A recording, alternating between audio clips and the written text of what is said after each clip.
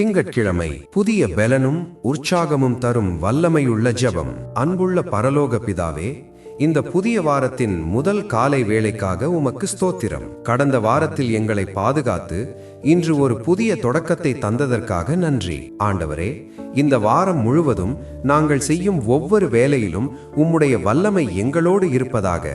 வாரத்தின் முதல் நாளான இன்று எங்களுக்குள் இருக்கிற சோம்பல், பயம் மற்றும் சோர்வுகள் அனைத்தும் இயேசுவின் நாமத்தில் விலகட்டும்.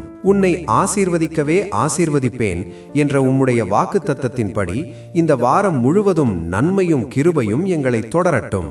எங்கள் கையின் பிரயாசங்களை ஆசீர்வதியும். அலுவலகத்திலோ, தொழிலிலோ அல்லது வீட்டிலோ நாங்கள் செய்கிற காரியங்களில் மற்றவர்களுக்கு மேலாக எங்களை உயர்த்தி வைப்பீராக.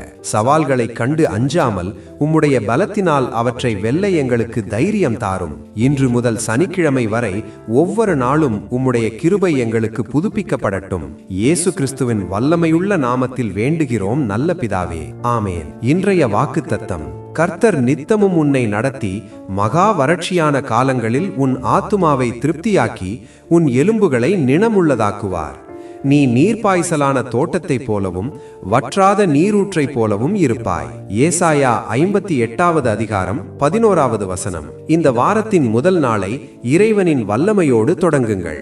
இந்த உற்சாகமூட்டும் ஜெபத்தை உங்கள் நண்பர்களுக்கும் பகிர்ந்து அவர்களும் இந்த வாரத்தை ஆசீர்வாதமாக தொடங்க உதவுங்கள். மறக்காமல் டெய்லி தமிழ் பிரேயர் பக்கத்தை ஃபாலோ பண்ணுங்க.